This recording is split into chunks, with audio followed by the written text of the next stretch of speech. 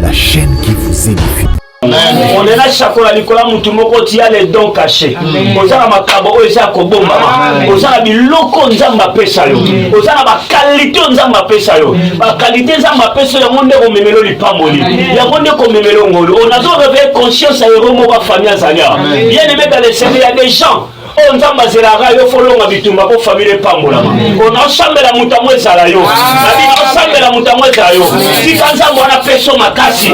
Si kanza mwana sala yo ngolu. On a la révolté en esprit. On comprend que toi na fardeau famille na yo.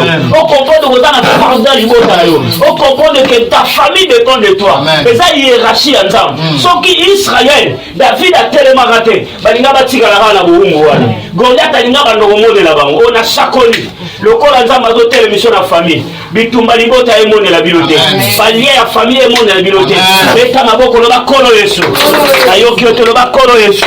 Na yoki oto no bakolo Yesu. Na yeko saka. Ikola libota nanga. Na yeko saka. Na ta motina mina yo. Oyo bengi ngai. Na kata famille oyo. Banya bitumba. Banya bipepe. Banya bimbonge. Na lelo. Na sondima. Epakola mina yo. Ya ba elombe. Ya ba longi. Etola tangai. Etola tangai. Etola tangai. Etola tangai. Esprit à doute. Esprit à doute. Esprit à soni. Elo makasi nanga. Oh kolo Yesu. Latika manguya. Etanga makasi. Nakunda bitumba. Mena longa. Bato balonga te. Na famille nanga. Etanga te. Bato bakuya. Etanga satana. Etanga te. Naza vaya zero. Naza molongi. Naza molongi. Epakola miayo. Ya malongi. Ebandola tanga. Ebandola tanga. Bakobeta baboko yosako zodeklare. Que le Seigneur te donne la force. Epakola mabalongi. Etambola kati na yo. Tamba pesa yo makasi. Tamba sala yo yo. Oh, Seigneur mokasanya. Seigneur mokasanya. Oya kabisaka batu. Oya kabisaka libota. Kalino kilo kando déclaré. Osa vaillant héros. Osa vaillant héros. Tu es quelqu'un que le Seigneur a choisi pour ta famille. Et non, aussi longtemps qu'on soit conscient que il y a pas que libota le motif à l'esclavage. Il y a pas que libota le motif à... Alléluia. Le Seigneur attendait à ce que Moïse a soit conscience à comprendre que Israël c'est ça dans mon umbu. Mutako bimisa bango na kati ya umbu neza ndengai. Alléluia. Yana shamba na bisha mutumoko. Oza na fardo libota na yo. Yango nzambe kwa peso makasi. Yango nzambe kwa lungisa yo. Yango nzambe kwa kangola yo. Alléluia. Yana ba délivrance monsieur yo akana famille so nzamba kangoli mutumoko. Amen. Alléluia. Yana ba délivrance monsieur yo akana kati libota. Il suffit mutumoko longa ngaka célibat. Omona mabale banolanda na famille. Alléluia. Amen. Alléluia. Amen. Bien aimé dans le Seigneur, Israël a zalaki na kati ya domination. Et le Seigneur avait compris. Et l'autre bandait comme ça la cause de la domination Israël par Madianite. Et zalaki premièrement n'a tel sacrifice descendance à Madianite. Mais et à qui n'a fait moussou ce bandait comme ça la Israël a dominé parce qu'il y avait la présence des hôtels de Baal. Amen. Alléluia. Amen. Parce qu'il y avait la présence des hôtels de Baal. Le Seigneur avait compris. Abi Israël. Na longoli bango na bohumbu. Na longoli bango na pache. Mais bangumba melaka bikeko. En d'autres termes, Israël a na confiance en Nzambe. C'est pour cela que le Seigneur avait permis de faire ça mukongo. Alléluia. Ba Madianites na ba Malécites ba comme dominer sur Israël. Or la présence des hôtels de Baal et quelqu'un qui copie ça jamais Israël est délivrance. Amen. Est-ce que nous devons avoir ce sur la NASA?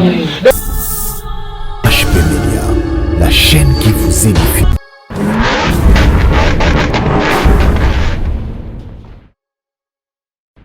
Mwana ngai septembre kolu na yo kamba ngai kombo na yo bitumba nyonso oyo telemaki na joke lino na out ekokota septembre ekomona ngai na kombo na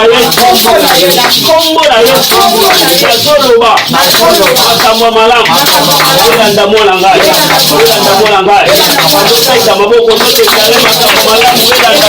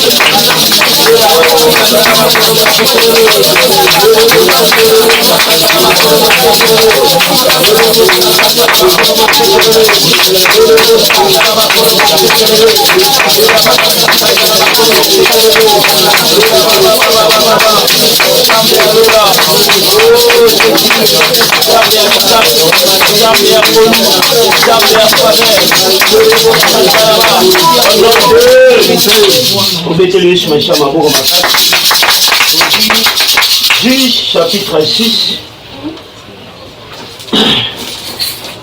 le verset 26 à 29, je lis au nom de Jésus. Tu bâtiras ensuite et tu disposeras sur le haut de ces rochers un autel à l'Éternel ton Dieu. Tu prendras les seconds taureaux, tu offriras un holocauste avec les bois de l'idole que tu auras abattu. Gédéon prit 10 hommes parmi ses serviteurs et fit ce que l'Éternel avait dit. Mais comme il craignait la maison de son père, les gens de la ville, il exécuta de nuit et non les jours. Lorsque les gens de la ville se firent lever le bon matin, voici l'autel de Baal était renversé. Le pied sacré placé dessus était abattu. Et le second taureau était offert en holocauste sur l'autel qui avait été abattu. Verset 29, il se dit l'un à l'autre, qui a fait ça? Ils se formèrent et firent des recherches. On leur dit, c'est Gédéon, fils de Joas, qui a fait cela. Amen, amen. Amen. Nous allons continuer l'enseignement de la Bible, on a appris Bisso Mokola lundi. Awa to approfondir muke, alléluia.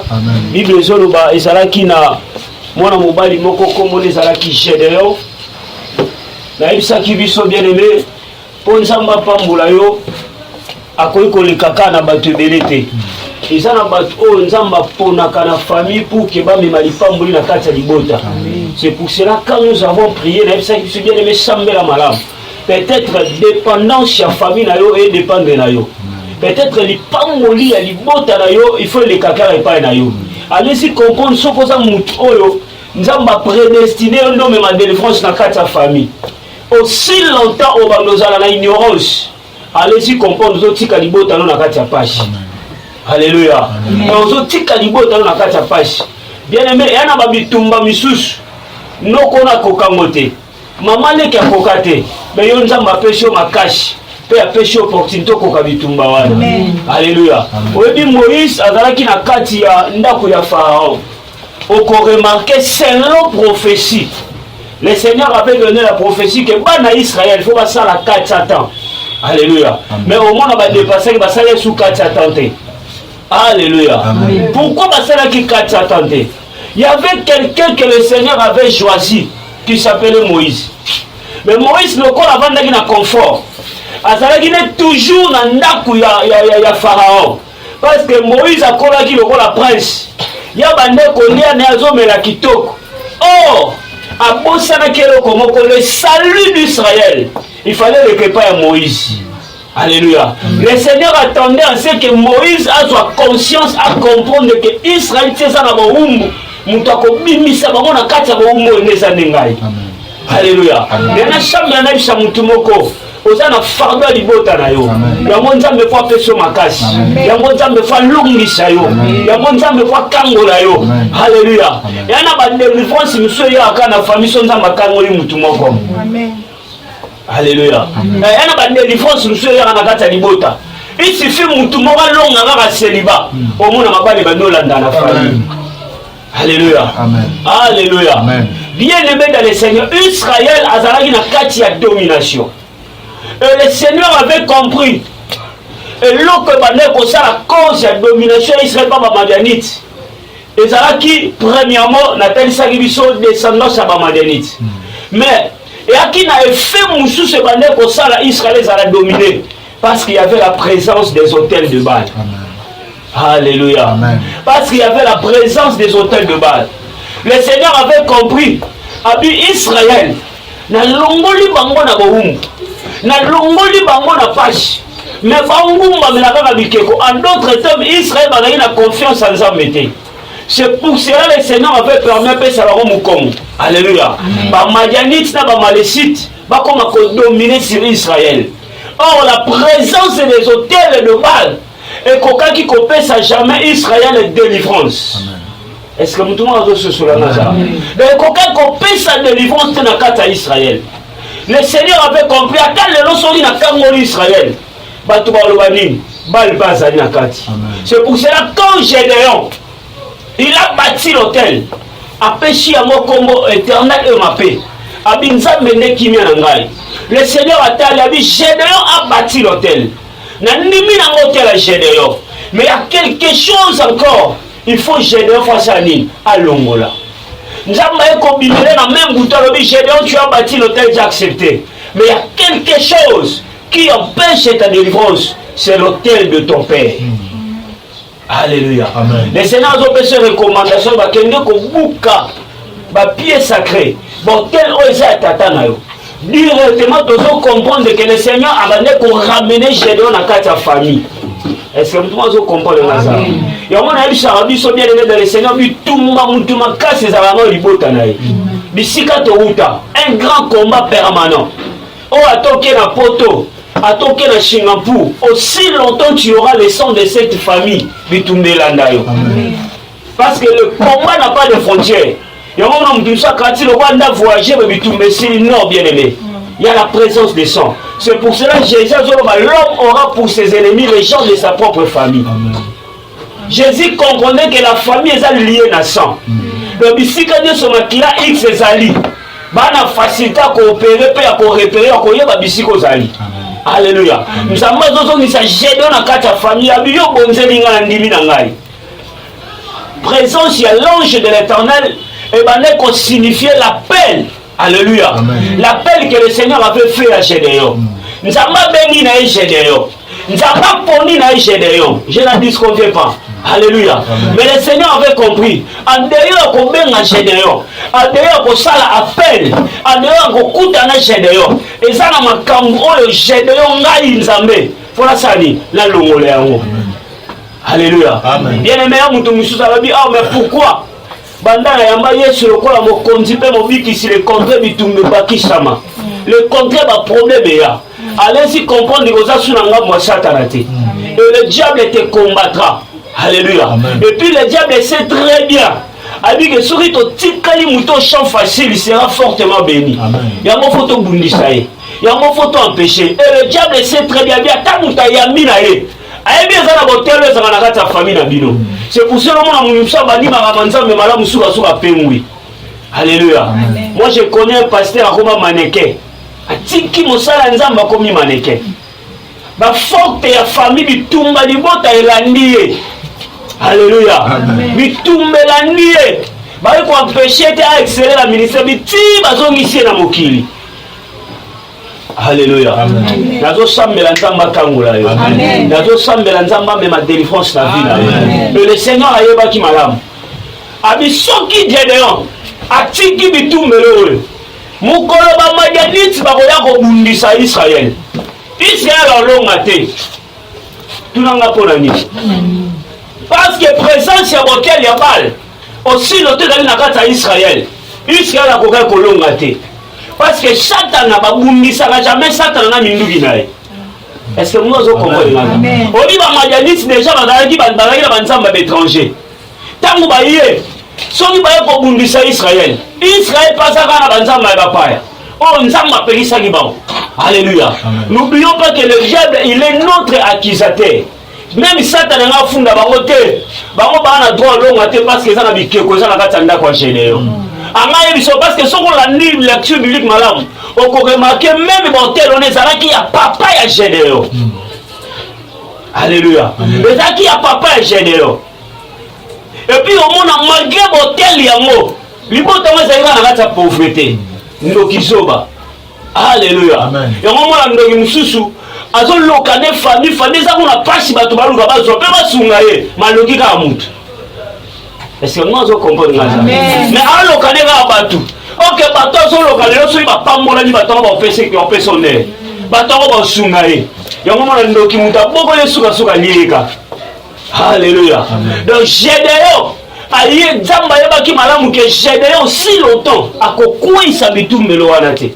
Mukolo ba madaniti ba ya bundisa bango ba oganga. Ba akiser bango. Même le diable a roloba non.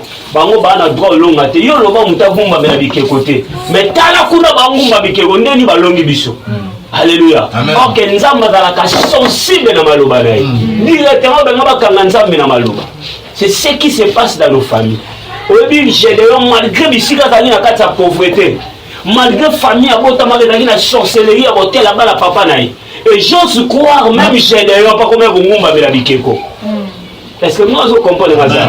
Parce que papa na ye déjà aïda la botel ya bal. Si vous yo fa na kati ndako papa au quoi ça ordre.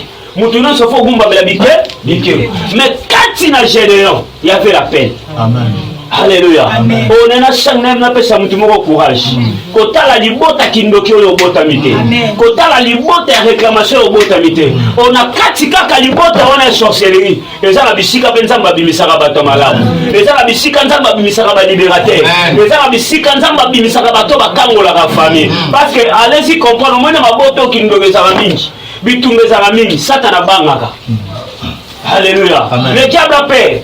A dit que le seul moyen à coquer ça, il faut étouffer les toiles là-bas. Il faut étouffer la grâce là-bas.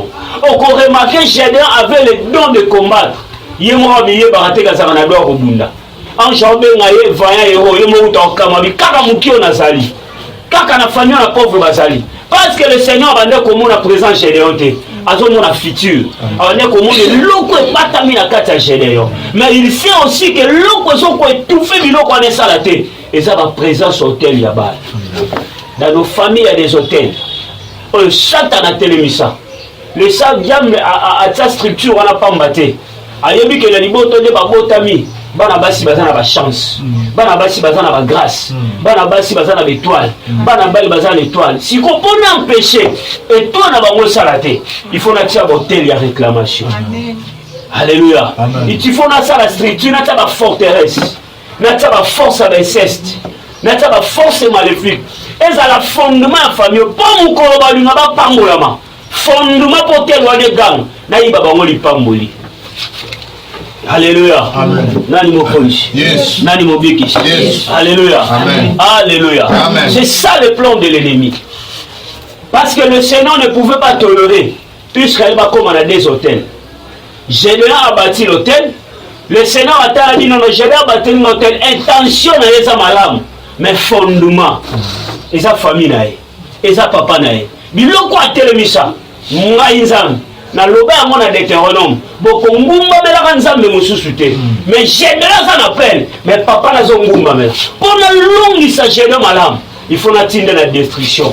Abukana no bitumbelo wana. Ona sambeli kola mutu moko. Oza mutonza mazotindo lelo na famille na yo. Oza mutonza mazotindo lelo na libota la yo. Ona ebi eza na batu moko ba changer ka ba donner à famille. Ya na batu moko ba changer ka ba direction à famille. Libote bande ko tambola nyoka. Nzamba bengi yo memi droitier na kata libota. Nzamba bengi yo memi délivrance na kata famille. Ona ne bisa mutu moko za kati no wana makila ba hero. Oza makila ba to ba longa. Oza makila batu bazwaka. Oza makila batu bapambola maka. Ata bisumba ya famille, ata botel ya famille. Ezo luka etufe yo. Eloko eza kati na yo. Ya makasi koleka botel ya famille. Ya makasi koleka sorcellerie. Ya makasi koleka mfutema. On a chambeli Gédéon moko azalia. Na lobi vaya héros moko azalia. Vaya héroïne moko azalia. Muto ya bundaka pa longaka. Muto nzamba pesa ka ba révélation. Muto nzamba pesa ka be moniseri. Parce que tout Israël il était distrait. Babane ko se contenter na o bala bande ko pesa bango. Mais Dieu avait choisi quelqu'un pour tenir non. Il y a bakati na biso. Il y a la famille côté abotata. Nzamba zongisi na libota. Pour kabunda bitum. Pour kalonga malam. Vous allez remarquer même dans la version qui dit quand Gédéon a bâti les hôtels, La Bible me dit ceci, l'Esprit de l'Éternel descendra sur Gédéon. Alléluia. Babi molimo na nzambe ekiti likola Gédéon. Or l'Esprit de l'Éternel représentait la bénédiction que le Seigneur avait ouverte pour Gédéon. Or que Gédéon déjà à lui-même, parce que nzambe apesa mutu lipamboli te, mutu abotamaka déjà na lipamboli, mutu abotamaka déjà na ngolu. Le diable fera en sorte que aveugle yo, on comprend que l'on dit les arakati na yo. Tangu Gédéon du réussite, a éliminé tel moko, a tiki ka kotel nzambe Israël. Et tel nzamba solo. Et là, le Seigneur a dit maintenant, il n'y aura rien qui peut l'empêcher. Il n'y aura rien qui peut l'étouffer. Au bien aimé dans le Seigneur, nzamba zobate. Ayebi fois pas molayo, mais ayebi ba réalité za rabé na kata famille na yo. Ayebi biloko sala ba tata muta pangwami, mulipa molane kima. Ayebi biloko sala ba muta takeli boso, poisson ngashima. Le Seigneur, ce qu'il fera, a olugana no longa bitumba wana. Oh, est-ce que nous devons comprendre ça? Akolungana no longa bitumba wana. Akolungana no survivre, akolungana surmonter. Tant qu'on surmonter, il sait maintenant, quand je vais lui donner la bénédiction, il n'y aura rien qui va l'étouffer. On a chambeli. Et l'autre est kangali pamboli la yo. Dans le bizamba longola. On a chambeli. Et l'autre empêche chaque gloire la yo. Dans le bizamba longola. On est là chaque fois l'ikola mutumoko tia les dons cachés. On a ma kabo oza kobomba. On a biloko nzamba pesa yo. On a ma qualité nzamba pesa yo. Ma qualité nzamba pesa yo monde ko memelo lipamboli. Ya monde ko memelo ngolo. On a dû réveiller conscience à Romo ba famille Zalia. Bien aimé dans le Seigneur, il y a des gens on nzamba zelaka yo folonga bitumba ko famille pambola. On a chambela mutamo ezala yo. Abi on chambela mutamo ezala yo. Si kanza mwana peso makasi. Si kanza mwana sala yo ngolu. On a la révolté en esprit. On comprend que toi na fardeau famille na yo. On comprend que toi na fardeau libota na yo. On comprend que ta famille dépend de toi. Et ça hiérarchie ensemble. Soki Israël, David a tellement raté. Balinga batika la na boumou wana. Goliath alinga bandoko modela bango. On a chakoli. Le corps nzamba zo telle mission na famille bitumba libota emone la bilote balie ya famille emone la bilote eta maboko lo bakolo Yesu na yoki ote lo bakolo Yesu na yoki ote lo bakolo Yesu na yeko saka ikola libota nanga na yeko saka na ta motinda mina yo oyo bengi ngai na kata famille oyo bana bitumba bana bipepe bana bimbonge na lelo na sondima epakola mina yo ya baelombe ya balongi ezola tangai ezola tangai ezola tangai ezola tangai esprit ya doute esprit ya doute esprit ya soni elo makasi na nga o kolo Yesu latisanga nguya etanga makasi nakunda bitumba mena longa bato balonga te na famille nanga ezanga te bato bakwea etangwa satana ezanga te akavaya tero naza molongi epakolami na yo ya malongi ebandola tangai bapebeta maboko zodeklare epakolama balongi etambola kati na yo nambapesa yo makasi nambasala yo elobielele Seigneur mokasalia oyakabisaka bato oyakabisaka libota na lilokilo bazodeklare oza vaillant héros oza vaillant héros tu es quelqu'un que le Seigneur a choisi pour ta famille et non aussi longtemps qu'on soit conscient que yebaka libota le kotikala na esclavage yebaka libota le kotikala na domination elingi mutu moko aka revolte lelo akompondela libota na ngai ekoki kotikala na esclavagisme te ekoki kotikala na bowumbu te ekoki kotikala na souffrance te ngai nde mutu nzambe atelemisi ngai nde mutu nzambe apesinganga komata prie nzambalola nzamba bikamu naye kosambela epai na yo tima choisi Seigneur yo nde oponi ngai yo nde osalilanga ngolu nzambalola opesinga conscience na comprendre eloko eza pasi na nga eza puissant na comprendre j'ai une mission au sein de ma famille j'ai une mission au sein de ma maison nzambalola na olonga mission ndenge nini soki tout eza kati na nga soki père eza kati na nga mais je veux que Jésus que tu me donnes la force nzambalola na projet zamba bikabu zomisanga epakolami onction bahéros eakompagninga onction bahéros eakompagninga déclare bien-aimé complète cela que l'onction des héros t'accompagne oza mutu ozanga poni mpona libota na yo oza mutu ozanga poni mpona bandeko na yo bien-aimé yo nde olongisa ndako na yo yo nde nzambe apesi conscience yo nde nzambe apesi esprit que tu te révoltes maintenant que tu te révoltes maintenant commence à prier commence à prier commence à prier commence à prier Seigneur j'ai besoin de toi nzambe naza na posa na yo nayebi bitumbu eza makasi mais soki nasocie yo na bitumbu eza na fami na nga nga nde na kolonge nga nde na kolonge nzambe alola oyebisa nzambe asocie nzambe na bitumba na yo asocie nzambe na bapression asocie nzambe na bakomba oyo etelemi na kati ya famille oyo etelemi na kati ya libota que Dieu te donne la force par la rage de vaincre bien-aimé oza mutu alongaka banda kodéclare parce que sur la croix il y a quelqu'un qui a vaincu il s'appelle Jésus-Christ de Nazareth lokola ye mpo ondimeli lokola mokonzi mpe mobikisa longa bien-aimé déclare yo koza bolongi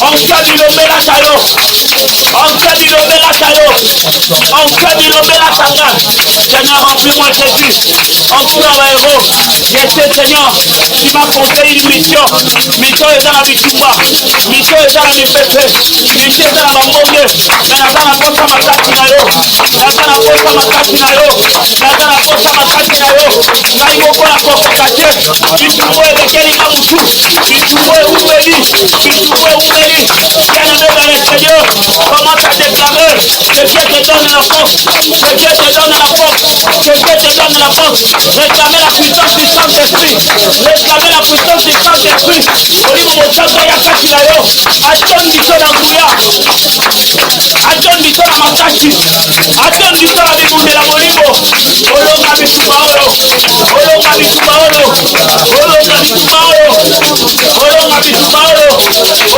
oyo olonga bitumba oyo olonga bitumba oyo olonga bitumba oyo les cieux de toi vers les morts les cieux de toi vers les fidélités j'ai besoin de toi Seigneur donne-moi la force de Jésus-Christ de Nazareth donne mon action epakolami na yo elata nzoto epakolami na yo etondisa na kati na nga epakolami na yo elata ngai nzambe yamba nguya yamba mileko yamba puissance yamba faveur naza na posa na yo lakisanga kolo lakisanga kolo lakisanga kolo lakisanga kolo lakisanga kolo lakisanga kolo lakisanga nguya na yo lakisanga nguya na yo lakisanga nguya na yo lakisanga nguya na yo lakisanga nguya na yo lakisanga nguya na yo lakisanga nguya na yo sans toi je ne peux rien Jésus je veux de ta puissance la mission que tu m'as donnée pour gagner les âmes la mission que tu m'as confiée pour libérer ton peuple j'ai besoin de ton onction j'ai besoin de ta puissance j'ai besoin de ta grâce Seigneur sans toi je ne peux rien éternel remplis-moi tu as dit vous recevez une puissance et le Saint-Esprit sera pour vous Seigneur la mission que tu m'as confiée d'aller partout le monde et conquérir c'est dans la mission que tu m'as confiée d'aller partout le monde et prêcher l'évangile à ceux qui ne te connaissent pas Seigneur j'ai besoin de toi sans toi je ne peux rien ozanga makasi na yo nzambe alola nakolonga ndenge nini nzambe alola soki nazangi makasi elele sambela yebisa nzambe alongola esprit de peur yebisa nzambe alongola molimo ya bolembu le diable connaît tes faiblesses ayebi obandaka notelemaka malamu sukasuka okosede yango ozala na makasi ya kodemele na kati ya fami na yo elesa motu moko ozala résistant oyo akosopose jusqu'à ce que makambo mabe kolonga na kati ya libota na yo yebisa nzambe apesa makasi alongola bolembu que Dieu te donne la force que Dieu te donne la force que Dieu te donne la HB Media, la chaîne qui vous édifie.